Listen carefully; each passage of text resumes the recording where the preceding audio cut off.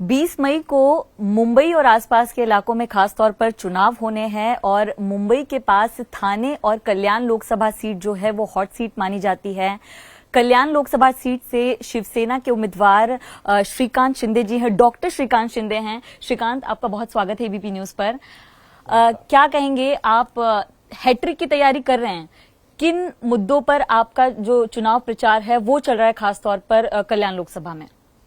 सिर्फ डेवलपमेंट के नाम पर जो है हम लोग इस चुनाव में लड़ रहे हैं जी।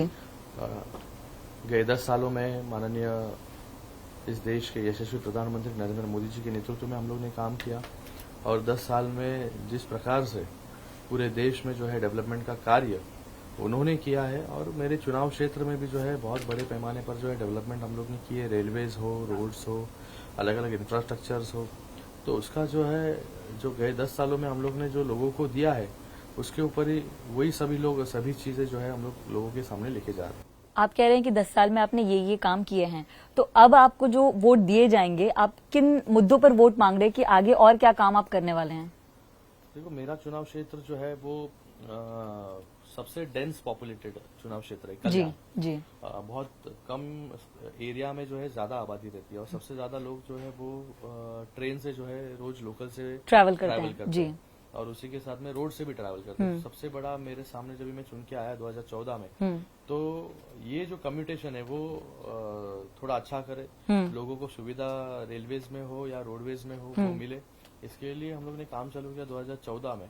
और 2014 से आज तक जो है रेलवे में हम लोग ने 2000 करोड़ के काम जो है पूरे किए हैं माननीय प्रधानमंत्री नरेंद्र मोदी जी के नेतृत्व में। जी। 5th और 6th लाइन मेरे चुनाव क्षेत्र की सबसे क्रूशियल थी। हाँ। वो हम लोग ने पूरी की। उसके बाद जो है बहुत बड़े सर्विसेज जो है, ज्यादा सर्विसेज बढ़े। फिर उसी के साथ में 3rd and 4th लाइन का काम अभी शुरू है। फिर उसी के साथ में जो है रेलवे का इंफ्रास्ट्रक्चर हो, रेलवे स्टेशन का या रोड इंफ्रास्ट्रक्चर हो, रोड के माध्यम से जो है हमारे यहाँ पर कल्याण शेल रोड हो, ऐरोली काटई टनल हो, एलिवेटेड रोड हो, फिर उसी के साथ में ब्रिजेस हो, रोड्स और आरओबीज हो, उसी के साथ में मेट्रो। जी। जो मेट्रो हम लोग खाली मुंबई में देखते थे, थाने में देखते थे, वो मेरे कल्याण चुनाव क्षेत्र में भी हम लोग ने मंजूर करके ली और वो मेट्रो का काम भी अभी शुरू हो चुका है। अगले 18 महीने में जो है मेट्रो का काम पूरा होके एक लोगों को मेट्रो से भी लोग जो है सफर कर पाएंगे, तो लोग जो है रेलवे से भी अच्छे से सफर कर पाएंगे, रोड से भी और मेट्रो से भी सफर कर पाएंगे। जी, तो जो नॉन मुंबई कर हैं, हम आपको समझा दें कि श्रीकांत अपनी ये बात रख रहे हैं कि ट्रैवलिंग बहुत ज्यादा जरूरी हो जाता है। कल्याण डोंबिवली में बहुत ज्यादा ट्रैफिक का इशू होता है। एक नया ब्रिज भी आप लोगों की तरफ से शुरू किया है, थाने टू डोंबिवली बदलापुर के बीच में नए स्टेशन की बात कर रहे हैं। मेरा एक सवाल है कि चुनाव प्रचार से पहले, चुनाव की घोषणा से पहले उल्लासनगर के पुलिस स्टेशन में फायरिंग का इंसिडेंट होता है, तो कितना प्रभाव पड़ता है आप पर, आपकी पार्टी की इमेज पर इसका चुनाव प्रचार के दिन? हमारे पार्टी की इमेज पर क्यों गिरेगा? जिन्होंने फायर किया, जिन्होंने गोली चलाई, उनके इमेज पर जो है वो फर्क पड़ेगा। लोग जो है समझदार है बहुत, वो उन्होंने जो किया उसके लिए जो है वो अभी सजा भुगत रहे। क्या कहेंगे कि उद्धव ठाकरे की पार्टी के पास कोई स्ट्रांग कैंडिडेट नहीं था, इसलिए दरेकर जी को खड़ा किया गया? क्योंकि जितना कंट्रोल अगर आप देखा जाए थाने में शिंदे जी का रहा है, आपका रहा है, तो कहीं ना कहीं लगता है कि उनके पास स्ट्रांग कैंडिडेट नहीं था, इसलिए दरेकर जी को खड़ा। देखो, पहले तो बहुत लोगों ने यहाँ पर आके कल्याण में आके सभा भी ली। जी बिल्कुल। 7-7, 8-8 घंटे जो है रोड पे घूमे कल्याण लोकसभा के। फिर लोगों ने उनको जिस तरीके से रिस्पॉन्स दिया, उनको लगा कि अभी कल्याण लोकसभा हम लोग जाएंगे तो लोग जो है पूरे उमड़ कर जो है झुंड में जुलूस निकालेंगे जी। लेकिन जो ग्राउंड रियलिटी था उनको वो समझ में आई और जो बोल रहे थे कि चैलेंज दे रहे थे जो लोग कि मैं थाने आके लड़ूंगा, मैं कल्याण आके लड़ूंगा, वो भाग गए। वो अभी यहाँ पर प्रचार के लिए भी नहीं आ रहे। ऐसी परिस्थिति जो है यहाँ पर है और मुझे लगता है कि अभी कमजोर उम्मीदवार या ताकतवर उम्मीदवार का सवाल नहीं है। हम लोग ने जो कार्य किया है, काम किया है, वो लोगों तक लेके जाने का काम मैं कर रहा हूँ। मैं किसी को भी कमजोर या ताकतवर समझता नहीं हूँ। चुनाव जो है चुनाव की तरह जो है लड़ना चाहिए। ओवर कॉन्फिडेंस में जो है अगर आप जाओगे तो उसके बहुत उदाहरण भूतकाल में है, तो मुझे लगता है कि ओवर कॉन्फिडेंस नहीं जाते हुए 2014 में मैं नया था, जब भी मुझे 2.5 लाख की मार्जिन से लोगों ने जीता है। बिल्कुल मार्जिन। 2019 में 3.5 लाख की मार्जिन से जीता है और 2024 में तो इतने सारे काम किए हम लोग ने। और जैसे मैं प्रचार कर रहा हूँ, कैंपेनिंग कर रहा हूँ, जो लोगों का रिस्पांस मिल रहा है, तो एक अलग मार्जिन जो है इस बार दोनों जीत से बड़ी जीत जो है 2024 में जो है हमारी पार्टी को और कल्याण लोकसभा में से महायुति के उम्मीदवार को जो है मिलेगी। जिन लोगों के भागने का आप जिक्र कर रहे हैं उनकी पार्टी के एक नेता हैं प्रियंका चतुर्वेदी, उन्होंने खुलकर आपका नाम लिया है और टिप्पणी की है कि श्रीकांत शिंदे के मुझे लगता है कि ऐसे लोगों के बारे में जो है हम बात नहीं करें, क्योंकि अगर कीचड़ में अगर कंकड़ डालोगे तो कीचड़ जो है सबसे पहले तुम्हारे ही ऊपर उड़ेगा। तो मुझे लगता है कि गंदगी में हाथ डालना मुझे आदत नहीं है, मुझे सिखाया नहीं है। और जो ये गंदगी कर रहे हैं पूरे महाराष्ट्र की राजनीति में, उनको वही चाहिए, क्योंकि उनके जो है नेता जो है वही बात वहां पर बोल रहे हैं। रोज उठ के जो है दूसरे को गाली देने का काम, उनके प्रवक्ता गाली देने का काम करता है, उनका बेटा गाली देने का काम करता है। सुबह उठ के सुबह से लेकर रात तक जो है महाराष्ट्र की राजनीति को जो है गंदा करने का काम जो है इन लोग कर रहे हैं। तो हमें जो है बाला साहब के संस्कार हमें मिले हैं, दिगे साहब के संस्कार मिले और हमारे माता पिता के संस्कार मिले हैं। हमें भी जो है बहुत गालियां जो है बहुत आती है हमें, लेकिन हम उसका कभी इस्तेमाल जो है नहीं करेंगे, क्योंकि हमें सिखाया है कि बाबा आलोचना एक सीमा तक होनी चाहिए। ये महाराष्ट्र है, ये महाराष्ट्र जो है सब कुछ देखता है, सब कुछ जानता है। लोग यहाँ के जो है बहुत होशियार है, कौन क्या बोलता है, कौन क्या करता है, इसके ऊपर जो है लोगों की नजर होती है। और मुझे लगता है ऐसे लोगों के बारे में बोलने से अच्छा जो है हम लोग काम के बारे में अगर बात करेंगे तो बहुत अच्छा होगा। श्रीकांत, आपको क्या लगता है कि जब शुरुआत में आपकी सरकार बन रही थी, नई वाली सरकार बन रही थी और एक प्रवक्ता हैं संजय राउत, अगर उनकी तरफ से इस तरह की बयानबाजी नहीं आती तो कहीं ना कहीं थोड़ा स्टेबिलिटी होती या मामला थोड़ा और बेटर होता? अगर वो देखो, उनके बोलने से ना बोलने से कुछ फर्क थोड़ी पड़ता है। वो तो उनकी पार्टी को खत्म करने का काम कर रहे, हमें मदद ही कर रहे। वो लोग देख रहे, रोज पार्टी छोड़ के लोग जा रहे। लास्ट में जो है सिर्फ हम दो, हमारे दो, ऐसी परिस्थिति आएगी वहां पर। रोज लोग पार्टी छोड़ रहे, 2 साल हो गए आज। तो उनके पार्टी में जो है स्टेबिलिटी नहीं है, हमारे में जो है 2 साल में हम लोग ने जो है पूरी पार्टी जो है पूरी ताकत से जो है माननीय मुख्यमंत्री एकनाथ शिंदे साहब के नेतृत्व में हम लोग ने खड़ी की है। बाला साहब की शिवसेना जो है आगे हम लोग लेके जा रहे हैं, हिंदुत्व के विचार हम लोग आगे लेके जा रहे हैं। और आज इस महाराष्ट्र में जो है 15 सीट जो है हम लोग यहाँ पर लड़ रहे हैं और पूरी ताकत से जो है हम लोग ये चुनाव को सामने जा रहे हैं, लोगों के सामने जा रहे हैं। जो हम लोग ने काम किए उसको हम लोग लेके जा रहे हैं सामने। और रोज शिंदे साहब के ऊपर विश्वास रखकर, शिवसेना पे विश्वास रखकर, रोज अलग अलग एमएलएज हो, कार्यकर्ता हो, पदाधिकारी हो, जिला प्रमुख हो जी। परसों भी आपने देखा कि नासिक के जो है जिनको पहले टिकट कमिट किया उनको नहीं दी, फिर वो हमारे पास आके करंजकर जी। तो ऐसे ताकतवर नेता जो है जिनके साथ इन्होंने हमेशा जो है गद्दारी की है, हमेशा जो है इनके साथ जो है धोखा किया है, तो ये सब जो लोग हैं अभी धीरे धीरे इनका जो स्वभाव है वो उनको पता चल रहा है। और सब जो है शिंदे साहब के नेतृत्व में यहाँ पर आ रहे, काम कर रहे। और मुझे लगता है कि लोगों का विश्वास जो है हमारे साथ है और आने वाले 4 तारीख को जो है अच्छा रिजल्ट जो है इस चुनाव का जो है हमारे सामने आएगा। ताकतवर नेता की बात करें तो देश के सबसे बड़े ताकतवर नेता मोदी जी हैं। मोदी जी पर भी टिप्पणी की जा रही है महाराष्ट्र से, उनको गार्ड देने की बात की जाती है, औरंगजेब से कंपेयर किया जाता है, उस पर क्या कहेंगे? वही मैं बोल रहा हूँ ना, अभी इनके बारे में तो इनको तो मुंह को लगाम नहीं है। ये कुछ भी अनाप शनाप तो बकते ही रहते हैं। सुबह जो भी चालू करते हैं, मतलब लोगों की शुरुआत होती है दिन की, तभी ये गाली देना शुरुआत करते हैं। लोग जो है टीवी बंद कर देते हैं। ऐसी परिस्थिति महाराष्ट्र में है। तो मुझे लगता है इनसे दूसरी कुछ उम्मीद जो है हम लोग नहीं कर सकते, क्योंकि इनके ऊपर जो है औरंगजेब के जो है संस्कार है। अच्छा। औरंगजेब की नीति पर जो है इन लोग चलते हैं और दूसरे को जो है औरंगजेब बोलने का काम यहाँ पर करते हैं। और इन्होंने सावरकर जी के विचार पहले बोलते थे, हम लोग सावरकर जी के विचारों पर चल रहे थे, हिंदुत्व के विचार पर चल रहे थे। आज जो हिंदू शब्द बोलने के लिए जो है इनको जो है हिम्मत नहीं होती जी। ऐसी परिस्थिति इनकी आ गई है। तो मुझे लगता है इनसे और उम्मीद जो है हम लोग क्या कर सकते हैं। और ये जो गाड़ने बिड़ने का काम जो है, बात जो है, मुझे लगता है कि थोड़े से अपनी लेवल क्या है, औकात क्या है, वो अगर देखकर अगर बात करेंगे, सामने वाला किस लेवल का है, हमारी क्या लेवल है, तो सब कुछ जो है मुझे लगता है कि खुद को समझ में आएगा। और कुछ दिनों का सिर्फ सवाल है। आज मुझे लगता है कि 10 तारीख है।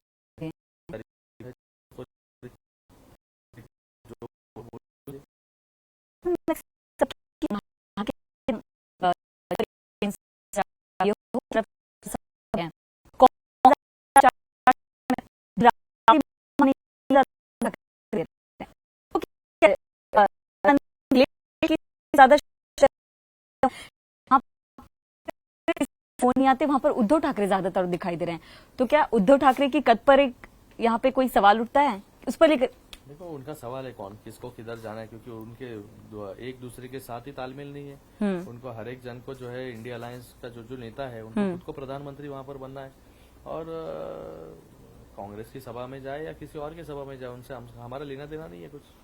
एक मेरा ये सवाल है कि कांग्रेस के नेता हैं नाना पटोले, प्रदेश अध्यक्ष हैं, वो कहते हैं कि जब हम सरकार में आएंगे तो राम मंदिर की शुद्धिकरण करेंगे, वहां पर हम राम दरबार बनाएंगे, तमाम जो गुरु शंकराचार्य हैं उनसे लाकर पूजा करवाएंगे जब हम सरकार में आएंगे। शुद्धिकरण की बात वो कह रहे हैं अब राम मंदिर की, तो इस पर क्या कहेंगे आप? मतलब इसके ऊपर हम लोग क्या टिप्पणी करें, क्योंकि जो राम मंदिर उनको कभी जमा नहीं, 500 साल तक लोगों को इंतजार करना पड़ा। इनकी जब सरकार थी 70 सालों तक जो है राम मंदिर का विषय इनके मुंह से नहीं निकला, उसके लिए कभी कोशिश नहीं की। आज मोदी जी ने जो है राम मंदिर वहां पर बनाया है जी, लाखों लोग जो है वहां पर दर्शन के लिए जा रहे हैं। मोदी जी के प्रयासों से जो है वहां पर राम मंदिर बना है, तो ये कौन से शुद्धि करने वाले मुझे पता नहीं, इनको जो है खुद की शुद्धिकरण का बहुत जरूरत है जी। एक मेरा सवाल है कि आप लगातार प्रचार में जब जा रहे हैं, क्या इसका असर पड़ रहा है कि विपक्ष के पास जो है प्राइम मिनिस्टर फेस नहीं है, तो लोग ज्यादा विश्वास जो है वो प्रधानमंत्री मोदी की तरफ बढ़ते दिखाई दे रहा है? देखो लोग बहुत होशियार है लोगों को जो है पता है क्या करना है। जो चुनाव में लोग जब वोट करते हैं तभी बहुत सोच विचार करके करते हैं कि हमारे साथ हम किसको वोट दे रहे हैं, हमारा नेतृत्व जो है हम किसको सौंप रहे हैं। गए 10 सालों में जो विकास कार्य हुए वो देखकर जो है लोग यहाँ पर वोट देंगे, ना कि राहुल गांधी को वोट देंगे। राहुल गांधी को लोग जो भी अल्टीमेटली वोट करने जाते हैं तभी उनके सामने दो चेहरे आते हैं, एक आता है राहुल गांधी और एक आता है नरेंद्र मोदी जी। तो तभी जो है लोग जो है बराबर जो है जिसको वोट करना है उसको वोट करते हैं।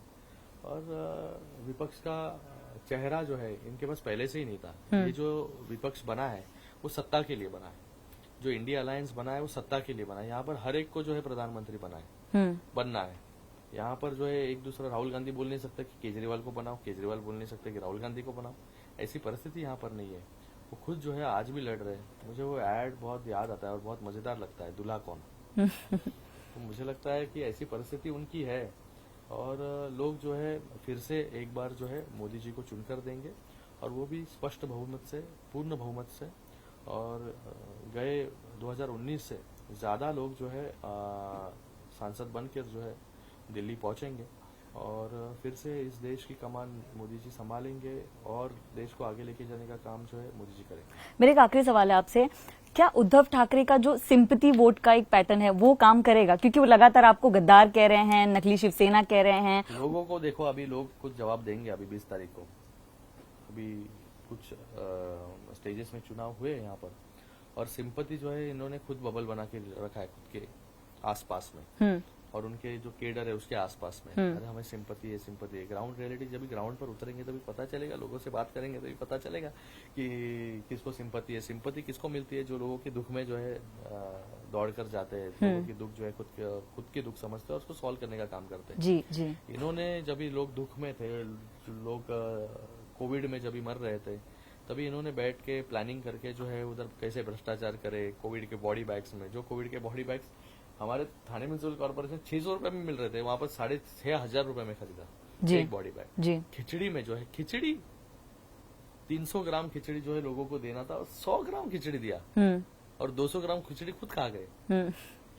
तो ये जो है खिचड़ी घोटाला, कोविड बैग घोटाला, कोविड फर्नीचर घोटाला, कोविड सेंटर घोटाला, ये जिन्होंने घोटाला किया, जिन्होंने जो है उद्योगपतियों के घर के नीचे जो है जेलेटिन लगाने का काम किया, फिर जिन्होंने जेलेटिन लगाया उनको डिफेंड करने का काम किया कि ये जो है क्या वो कसाब है या कुछ तो बोले वो।